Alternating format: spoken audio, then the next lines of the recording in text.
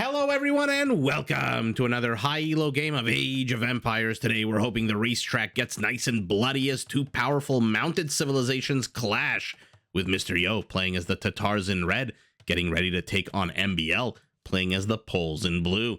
And while the players heard their herdables explore their immediate surroundings and try to go up to feudal as fast as possible, let's take a look at the civ matchup we'll be watching today. Now the Tatars are a civilization that does whatever it can to push you towards mounted units.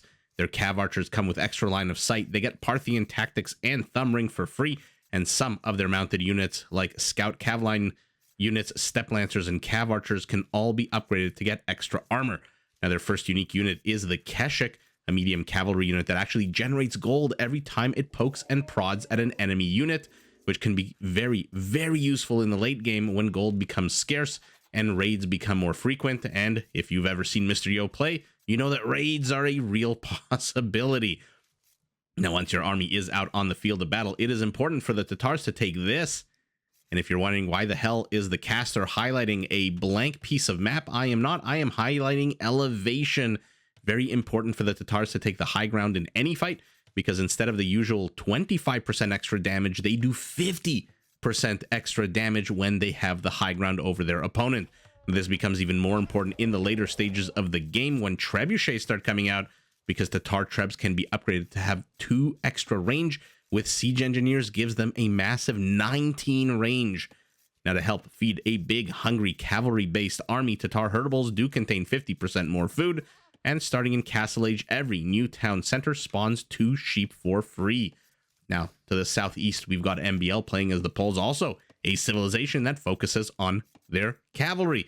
Are you in the mood for something light? Pole Scout cavalry line units do come with a small attack boost against archers, can be upgraded to do trample damage, which can be very, very useful in the late game, since Poles are one of the only 2 civs in the game to have their hussars replaced with winged hussars, which are already tankier and stronger than hussars, with an attack bonus against gunpowder units and an even bigger attack bonus against monks. Now, if instead of something light, you want a heavier meal, a big steak, know that Pole Knights and Cavaliers can be upgraded to cost a lot less gold. I mean 60% less gold, which makes it much, much easier to spam these heavy cavalry units. Now, to back up their cavalry on the field of battle, the Poles can field their unique unit, the Obuch. This is a tanky, well-armored infantry unit whose attack actually reduces enemy armor, both melee and pierce, by 1 unit every single time it swipes its massive warhammer. Now, to support production of their food and gold-intensive cavalry units, Pole stone miners also generate gold. Their farmers have access to a unique structure called the Folwark, which we'll take a look at in a second once MbL decides to go after my favorite lemon bushes. This basically replaces the mill, and every farm that's seated within its radius automatically adds 8% of that farm's value to the coffers of the Pole. And if that's not enough, it also provides 5 population space. Now, Pole villagers are much harder to raid because, like Viking berserkers, they do regenerate HP starting in Feudal Age. Those are the 2 civilizations. Let's take a look while the players continue expanding their settlements. MbL here with a very, very early barracks has already started to wall off his base. Why? Because he suspects Mr. Yo is going to go on the very, very aggressive, very, very early on, as one tends to have to do against the Poles.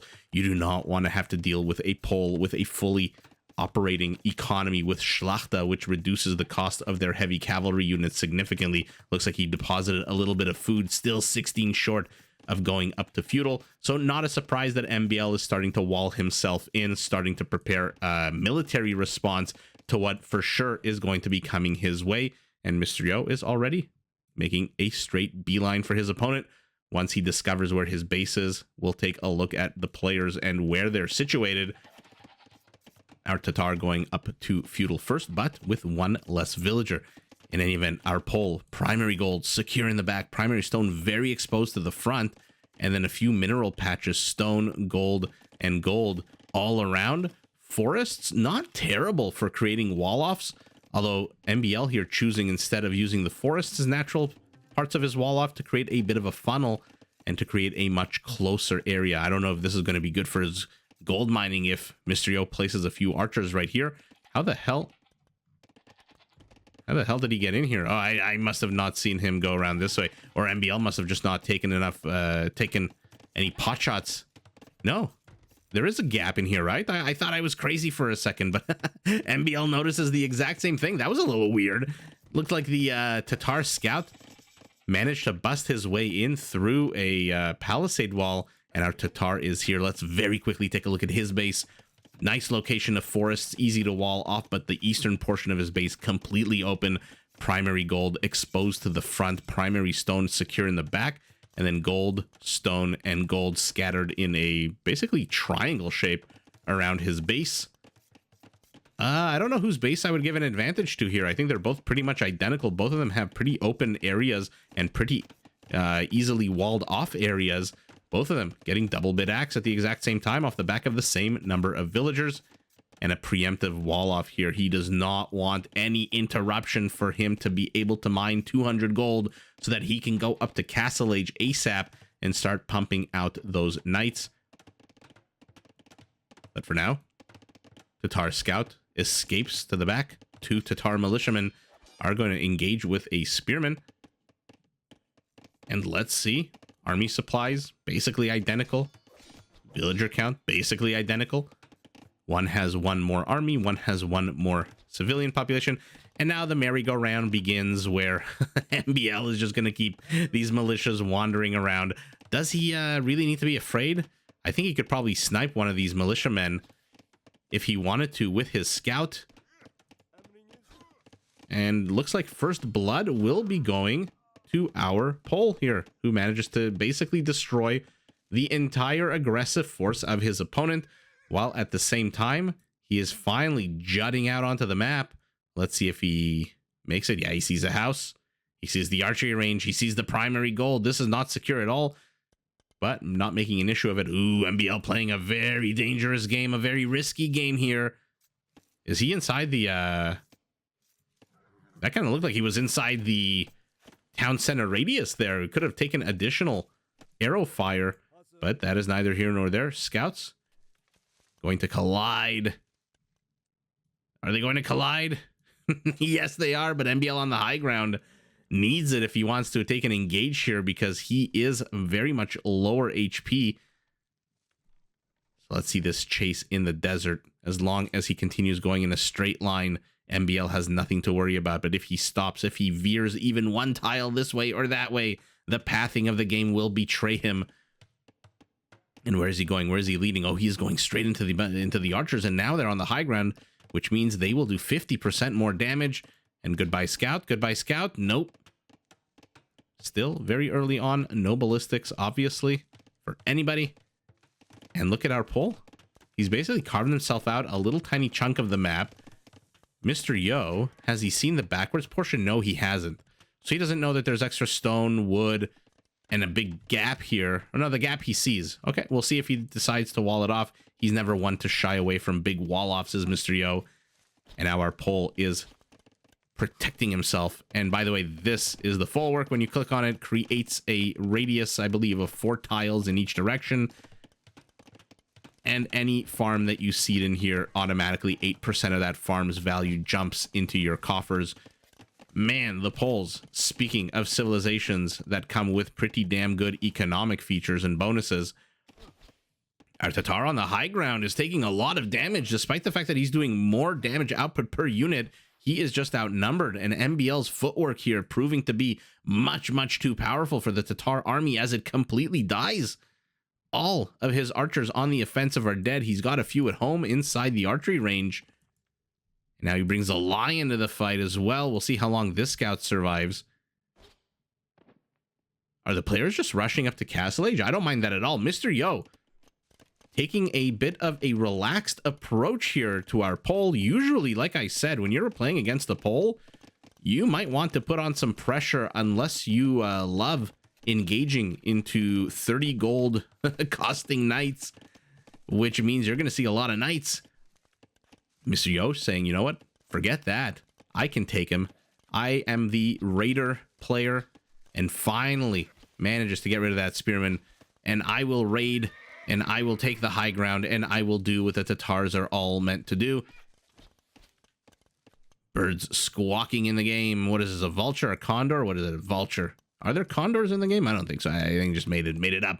And there we go, Mr. Yo walling himself off. So he's carved a much bigger chunk of the map in a bit of a tier shape here, whereas MbL still with just a small settlement could maybe fit one or two more fullworks here in the back. Not that he's expanding backwards, he is very much forward facing. He's got double the army count of his opponent, and yet again the players disengage. So this is very much going to be a Castle Age game, and this is very much going to be a super fun game. I mean, I say Castle Age at a bare minimum. They're going to hit Castle Age literally 10 seconds apart. Our poll off the back of the exact same number of villagers is getting their first, but army count 13-7. And let's take a look at that army count. 9 archers, 4 skirmishers against 7 archers. So if Mr. Yo has any hope in hell of getting rid of MbL's army, he is going to have to take the high ground, and he is going to have to put on his footloose boots, call Kevin Bacon, and do some very, very fancy micro. Otherwise, MbL here with 4 skirmishers and 9, now 10 archers is just absolutely going to wreck everything that Mr. Yo has. That being said, let's take a look. No villagers on stone for either player. A lot more villagers on wood for our poll. I wonder what that's indicating to us. Gold count, number of villagers on gold rather, basically the same. Food, basically the same. So no one is taking stone, interestingly. And let's see, Mr. Yo is going to see this army as it emerges from the ether. This palisade gate is not going to last very long. The 10-second lead that our poll has now expired. And now the players are... Ooh, I think blue saw the tip of that army as well. So both players kind of know where each other's army is. And a nice secondary wall off here using a siege workshop. I mean, even the crossbows, when they see a siege workshop being plopped down, know to be a little careful, to tread a little careful. And Mr. Yo is now circling here. We'll see if he manages to get any villager kills. Yep, he gets one. How did that villager die so quickly? Was it injured from before? And look at this, MbL saying, I know you're not going to reach this area quickly enough. I am not a Saracen foot archer, but I can definitely take down a palisade wall. And Mr. Yo goes home? Interesting. I thought for sure Mr. Yo, who loves poking and prodding in about 35 different directions if he had his way, I thought he would for sure stay behind. Oh, looks like the Mangonel already managed to get a skirmisher. Now it picks off a crossbowman as well. Mr. Yo hanging out, I guess focusing on his Mangonel micro at home. And MbL, I don't... Oh, Mr. Yo's trying to trap him. Mr. Yo is trying to trap him. He doesn't know. Does he catch wind of it? Yes, he does. He knows he needs to turn around immediately. Scorpion, okay, an okay addition here. He needs to turn around, maybe sacrifice one of these units or 2 of these archer units and then try to get the hell out of here. I was about to say MbL is going to find himself very trapped here, and his units are going to take a pounding, if not die, but we've got a counter Mangonel, and now Mr. Yo, I don't think he's going to want to micro 2 fronts at once, so he's going to run home. Mangonel continuing to zone out these units. Someone's going to take a bad engage. Either a Mangonel and a Scorpion will fall. Looks like the Scorpion is taking a bunch of damage. MbL choosing to go after that, but a villager takes a break from farming. Oh, there we go. I mean, you can micro as much as you want, but the odds are never in your favor unless you actually manage to get rid of these siege units. They only need to land 1 lucky shot. There are those 2 free sheep. Oh, MbL, you animal. You absolute monster. What did those sheep ever do to you? Those 2 free sheep that are spawned for every Tatar town center. And what an absolute bad ass move out of MbL, saying, I'm not going to target your villagers. I'm not going to target your crossbows with my skirmishers that could probably 7 skirmishers one shot one of these crossbows. I'm going to target your sheep so that you do not get 200 plus 50% more food. But a 3rd town center going up for our Tatar, a 2nd already up for our pole. Let's take a look. No stone for anybody. 2 villagers on stone for our Tatar. So a disastrous adventure here for MbL to the back of Mr. Yo's base. But Mr. Yo, not without loss, will mourn. 2 sheep. Crossbows still circling, trying to get something done. They see the skirmishers. The skirmishers see them. Okay, now they're on the high ground. Looks like they missed an entire volley there. Why is he giving up the high ground? Okay, big old high ground here. Let's see. Let's see if he stops to take a pot shot at MbL. No, he does not. What's the movement speed, by the way? 0.96, 0.96. So in theory, this chase here can continue forever. Oh, the Romeo and Juliet mangonels. Who will notice first? Who will notice first? Oh my god, it's like a duel. That was like a duel. They faced each other, then they each took 5 paces backwards. And man, that was hilarious. I love watching these games for these kinds of reasons alone. I mean, look, 2 armies clashing, 2 economies booming is definitely fun to watch. But when you've got a mangonel versus mangonel face-off, John Wick 4 style, no spoilers there, it is just super fun. We'll see if MbL notices the mangonel creeping slowly, ever so slowly.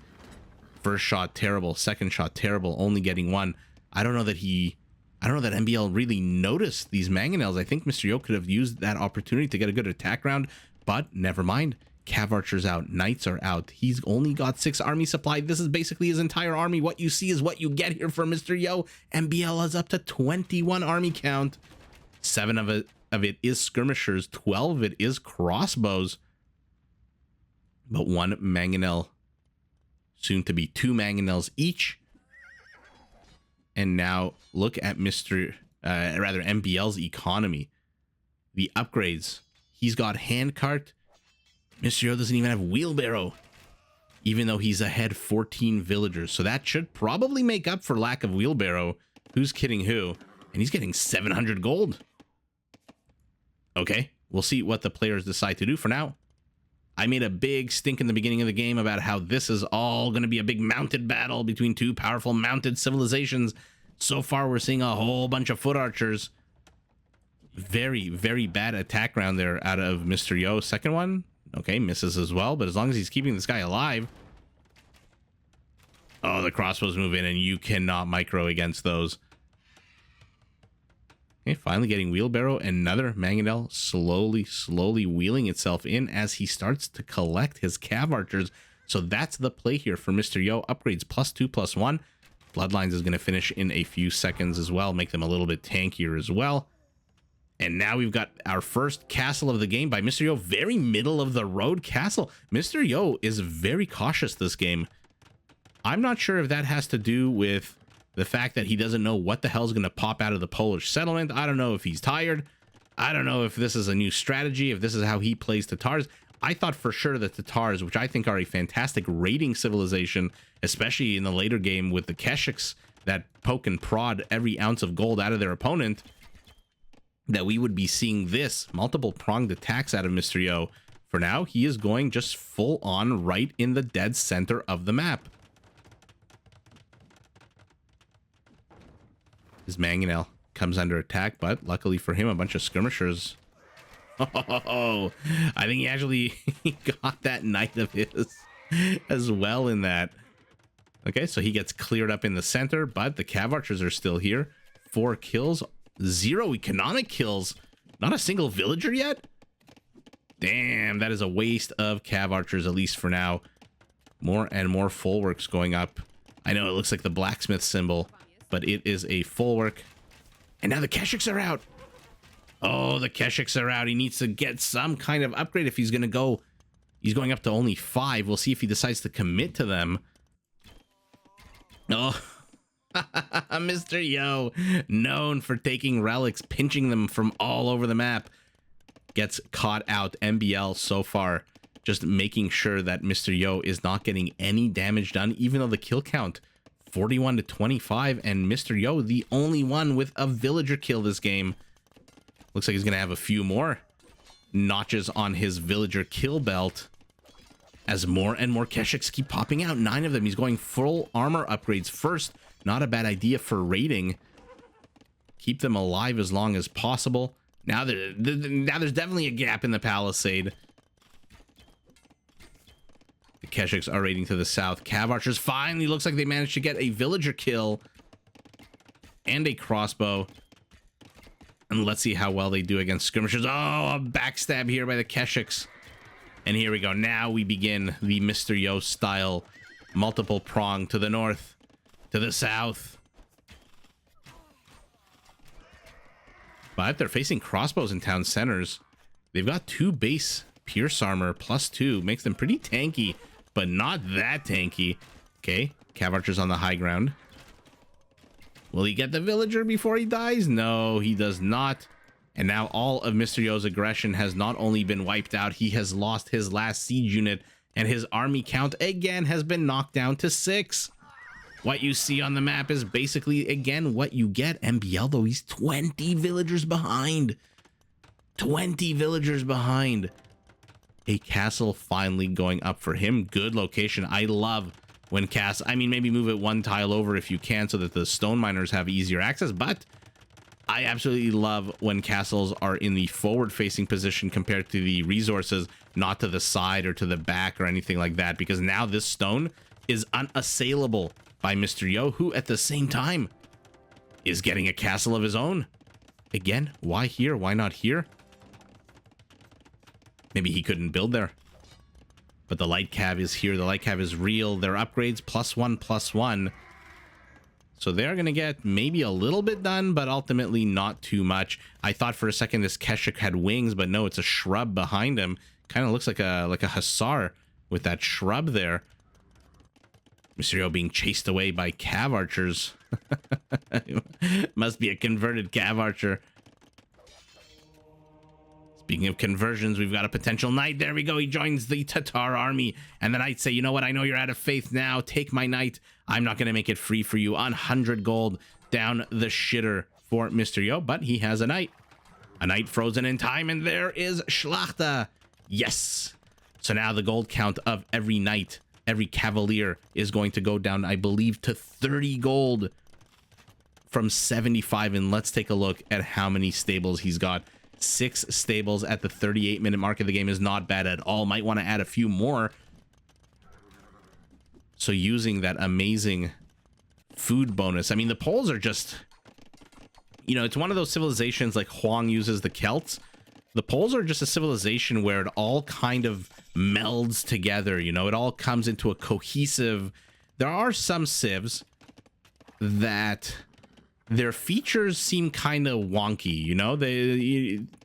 It's an elephant civilization with infantry features, or it's a cavalry civilization with archer features. The Poles, in my opinion, are one of those civilizations where the majority of the features, if not all, kind of come into play into a nice synergistic ball. You mine stone, you also get gold. You don't need as much gold because your knights only cost 30 gold. You have Folworks, which gives you a shit ton of food, which you need because you don't get any food discount on knights and cavaliers. And at the same time, the stone that you're mining gives you stone for castles so that you can research the Schlachter upgrade. And it is just an absolute powerhouse. Somebody please out there, be to the Poles what Huang is to the Celts. You know, the Celts, again, the quicker lumberjacks, all of the siege workshops features, the units from the siege workshop, those siege workshops themselves, it's all one big ball of synergy, which is a term I absolutely hate from business school. Man, oh man, is that a term that means nothing? But in this case, I think it does mean something. The Poles, I feel, are like that. They do work well, the features of the Pole, and it looks like he is getting cleared out. I think the Keshik must be the better unit here. Let's compare them side by side. Yeah, the attack is a little higher. The armor is the same. Movement speed, they do move faster. Interesting that our Pole has not gotten husbandry yet. Doesn't seem like. No, he has gotten husbandry. So wait a second. What am I looking at? No, our Tatar didn't get husbandry? Or maybe he did. I must have missed it. In any event, we've got Keshiks to the front here. They do seem to be the better unit just in terms of stats alone. Again, 160 HP to 120, but in a minute we're going to have Cavaliers. And now our pole is under siege, but take a look at that, producing 10 knights at a time. He's out of food and not gold. When's the last time you saw a player going heavy cavalry being out of food and not out of gold? That's what I mean by the poles just being such a synergistic civilization. He's repairing the castle. Both players in Imperial, no trebs out yet for our pole. Resets his knight count basically. But now the Keshiks are raiding. Look at Mr. Yo's resources. What is he? 16 and 39 is what? 54 villagers ahead of his opponent? That is ridiculous. He's 54 villagers ahead of MbL. And his units generate gold when they raid, and they're elite. Now let's take a look at the stat. An elite Keshik versus a Cavalier. 15 attack for the Keshik, 16 for the Cavalier. 4 melee armor versus 4. Movement speed, Keshik's a little faster, and Keshik has a little bit more HP. So 20 more HP, but 1 less attack. Attack speed 1.9, attack speed 1.8. So the Keshik attacks a little weaker, a little slower, but does come with 20 more HP, which I think ultimately is the determining factor here of Keshik versus Cavalier. I love the HP, almost 100% HP, and of course Mr. Yo's got a monk here healing up his units. And this is the moment. No, this is not the moment. MbL's running out of stone. And now there's Keshik. There's another castle all the way over here in the middle of nowhere. There's another castle over here in the middle of nowhere. He's getting Timrid Siegecraft. So these trebuchets are going to have +2 range. No siege engineers just yet, which means they're going to max out at 18 range right now. And Mr. Yo has set himself an entire ring of castles from the north to the center, to the right, and to the left. But this is a lot of pole cavalry. 46. Oh my god, are we gonna get to see one huge engage? Please don't tease us. Don't tease us. Just do it. Just do it. This video brought to you by Nike. Sponsorships welcome. Castle is going to fall. 1 more ball should be enough. 2 more balls should be enough. And no, why are you engaging behind the castle? Let us see the bloodbath, the mayhem. I mean, there's a whole bunch of units for both players that are not engaging at all. Villagers are too stunned to move. The Keshiks take it on the left. The Cavaliers take it in the center. But look at Mr. Yo's resources. He's got 4,000 gold. Our pole is broke. He's gonna have to make do with this army, and his castle is fallen, and his base is wide open. His stables are perfectly located, though. Oh no, MbL. Oh my god, MbL. MbL, why did you resign before these guys had a chance to hit the field? Oh no. You know, some games the players resign right before the real juiciness hits, you know, the sizzle on the steak as they bring it out to you. I don't know why I'm so obsessed with steak today. I'm not even craving steak. Oh my god, 2 more castles. I'm just distracting myself, but yeah, look at this. Would have loved to see a few of these bad boys bust their way and attack into the cavalry. What's their attack bonus against cavalry? +50. And he's got 15 of them in production. They're siege engineers, by the way. So these trebs who are already at an 18 range are going to go up to 19. Let's see that last battle again. What the hell happened there? MbL really did take the battles in a really resounding fashion. So what do we have? 50 Keshiks, 46 Cavaliers. At the same time, he's continuing to train more and more of them. And talk about defender's advantage. I mean, these Cavaliers basically pop out of the stable and then immediately rush into the battle. Castle is helping out here. Not a lot, because it will fall any second. And then the traffic jam. Oh my goodness, what an absolute abhorrent traffic jam. There's a few crossbows, 6 of them here in the back, trying to, 12 of them actually, forget 6, trying to help out, but with 7 pierce armor on the Keshiks. And it kind of looks, let's see what it kind of looks like now. 32 Cavaliers to only 26 Keshiks. So the Keshiks did start with more, there was more HP Keshik wise. Now it's down in HP. Oh god, why the hell did I hit that button? So let's see, because it does seem like the Cavaliers took it.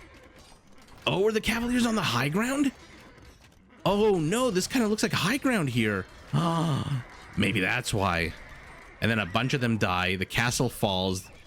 The infrastructure is starting to get shelled away at. MbL only has enough wood for 2 more stables. If he was going to build stables, might as well just cancel this monastery. This thing has been under construction like a New York apartment for the last 500 years. He is building another stable, so he's got enough wood for 2 more, which means 3 new stables. But what he doesn't have an answer to is this. And has he seen? He must have seen the flaming camels, right? Or maybe not. Yeah, he must have seen it with the cavaliers. Yeah, he saw it with the castle attacking.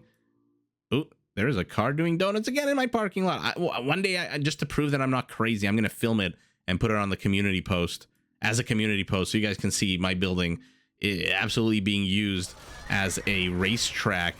And man, oh man, MbL took that fight quite well with the crossbows, with the high ground, with the castle for support initially. But ultimately, look at Mr. Yo's resources. My goodness, 3,500 food, 4,000 gold. Oh my God, he won this game a very rich man. And so while MbL currently, I think with 33 cavaliers, has the better army, I mean, assuming these he can deal with these flaming camels, which is a huge assumption with their plus 50 attack bonus against cavalry. I think he resigned because look at his resources. He's got enough to build 1 more knight. I mean, 1 more cavalier. Needs a actually doesn't even have. No, he. Wait a second. With this amount of gold, he can build 2. My bad. With this amount of gold, he can build 2 cavaliers. Doesn't have the food for it, of course, but in about 5 seconds he will, with all these folwarks still in operation. But realizes that even if he can take the next engage and maybe the engage after that, the replenishability, if I can make up a word, his ability to replenish his army is just not there. And so MbL just decides to tap out. Mr. Yo, holy moly. I think he soaked up every resource on the map except for this stone. I'm looking at the mini map. There's a bit of gold left near his base. Okay, there's a bit of gold here. And at the end of the day, I'm going to zoom out. Look at his castle placement. Orion's belt through the center, and then a very defensive castle here. All of them producing flaming camels instead of Keshiks now. And man, oh man, what an absolute terrible fight there for Mr. Yo. Who's kidding who? That was not a good fight for him at all. But what he does have is the ability to produce yet another army that can crash into MbL's and wreck him. 103 Keshiks, 108 Cavaliers, PKPM very low in the beginning of the game, PKPM kind of middle of the road in the middle of the game. Economy, what do we think? How far ahead is our Tatar? Double the economy? Triple? Oh, wow. Wow, MbL. Not terrible, not bad at all. For an economy that was, what, 54 villagers behind? He's only down 30% economy and actually managed to take more wood for all the good that it did him. All the other resources going to Mr. Yo. Conversions, only 2. And there's that Schlacht that we saw about 10 minutes ago. And man, oh man, kill count. Double the kill count for our Tatar, who manages to kill 45 villagers with all of his raids. MbL killed 1. That is unfortunate. And that is what happens with pro players if you ever let them get their economies. I don't care if it's Mr. Yo. I don't care if it's MbL, the Viper, Hera. Doesn't matter who they are. If you let a pro player be unharassed and just get their economy up, they could be playing with literally the statistically worst civilization, and they will just do this. Look at that 49 villager lead for Mr. Yo and our Tatar with the flaming camels. I wish we got to see them, but with the Keshiks, with the Trebs, and with the absolute epic economy takes the game. But GG to both players. Did you enjoy this video? Check out these other clips and make sure to subscribe and enable notifications so that you're notified of my latest uploads.